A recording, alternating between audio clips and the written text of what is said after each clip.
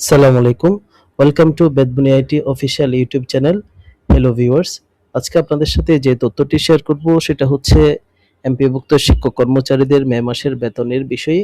আপনারা সকলেই জানেন যে সরকারি বন্ধের আগে এমপিওভুক্ত শিক্ষক কর্মচারীদের মে মাসের বেতন এবং ঈদ উল আজহার উৎসব ভাতা শিক্ষা প্রতিষ্ঠান প্রধানদের কর্তৃক বিল সাবমিট করা হয়েছিল এবং সকলেই ধরে নিয়েছিল যে বিল অর্থাৎ মে মাসের বেতন এবং উৎসব ভাতা দুইটাই এমপিভুক্ত শিক্ষক কর্মচারীদের অ্যাকাউন্টে যুক্ত হবে, কিন্তু দুঃখের বিষয় হচ্ছে শুধুমাত্র উৎসব ভাতাটা যুক্ত হয়েছে, বেতনটা যুক্ত হয়নি।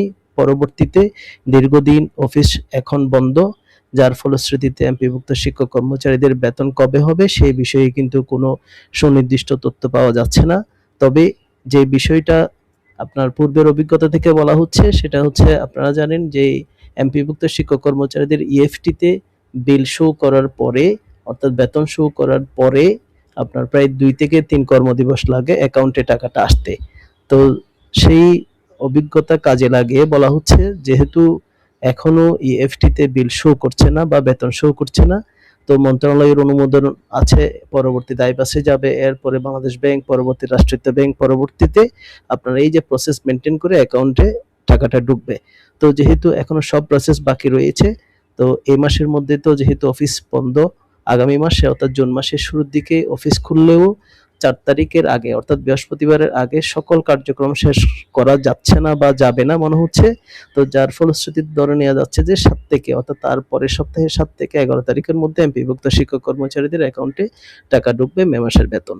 কারণ আপনারা জানেন যে ইতিপূর্বে যে অভিজ্ঞতা সেটা হচ্ছে আপনার শো করার পরে 2 থেকে 3 কর্মদিবস পরে অ্যাকাউন্টে টাকাটা যুক্ত হয়। তো সব প্রসেস মেনটেন করেই যেহেতু এখনো অনুমোদনই হয়নি, মন্ত্রণালয়ে অর্থাৎ অর্থ মন্ত্রণালয়ের অনুমোদনের জন্য পাঠাতে হবে, সেখান থেকে আসার পরে তারপর সব প্রসেস মেনটেন করে অ্যাকাউন্টে টাকাটা আসবে। তো এখন যাই সমস্ত শিক্ষক এবং কর্মচারীরা যে উৎসবটা ভালো মতো করতে পারে নাই বা আনন্দমুখর হয় নাই, তাদের তো আসলে সে বিষয়ে হয়তো কোনো কর্ণপাতেই নেই। কারণ সরকারি কর্মকর্তা কর্মচারীরা কিন্তু মে মাসের বেতনও তাদের অ্যাকাউন্টে নিয়ে নিয়েছে, কিন্তু শুধুমাত্র শিক্ষক এবং কর্মচারীরা অবহেলিত থেকে গেছে। সেটা আপনারা ইএফটি চালু হওয়ার পরেও বা এমপিইউ যখন ছিল তখনও কিন্তু দেখে আসছেন। তো এই তথ্যটি বেদবুনি আইটি অফিসিয়াল ইউটিউব চ্যানেল থেকে আপনাদেরকে জানানো হচ্ছে যে আগামী 7 থেকে 11 তারিখের মধ্যে এমপিভুক্ত শিক্ষক কর্মচারীদের মে মাসের বেতন যুক্ত হবে। সে সাথে আপনাদেরকে আরেকটা বিষয় জানিয়ে রাখি, আমার আগে যে ইউটিউব চ্যানেল যেটা ছিল বেদবুনি আইটি, সেটার বিভিন্ন ইস্যু হওয়ার কারণে এখন যে বেদবুনি আইটি অফিসিয়াল চ্যানেলটা, সেখান থেকে কিন্তু রেগুলার আপনাদের জন্য আপনার MS Word, MS Excel, PowerPoint বিষয়ে কিন্তু ভিডিও আপলোড করা হচ্ছে, যেগুলা আপনার সকল শিক্ষকদেরকে কিন্তু ডিজিটালাইজড করা হচ্ছে এবং সকল শিক্ষকরা তাদের যে আপনার টিচিং প্রফেশন সেখানে যদি ডেভেলপ করতে চায় তাহলে কিন্তু আইসিটি নির্ভর হতে, যদি একটা প্রশ্ন করেন সেটাও কিন্তু আইসিটি নির্ভর। সবকিছু যেহেতু আইসিটি নির্ভর, সুতরাং আপনার যে সমস্ত বিষয়গুলো শিক্ষকদের আয়ত্তে না আনলেই নয়, সেই বিষয়গুলো জাস্ট আপনাদেরকে শেয়ার করার জন্য আমার চ্যানেল থেকে রেগুলার আপলোড করা হচ্ছে। আপনারা প্লিজ আগের মতো করে পাশে থাকবেন এবং ভিডিওগুলো দেখবেন। যদি ভালো লাগে সেগুলো লাইক কমেন্ট করবেন, কারণ আপনারা যদি লাইক কমেন্ট করেন তাহলে কিন্তু আমার উৎসাহ যে উদ্দীপনা সেটা কিন্তু আরো বেড়ে যাবে।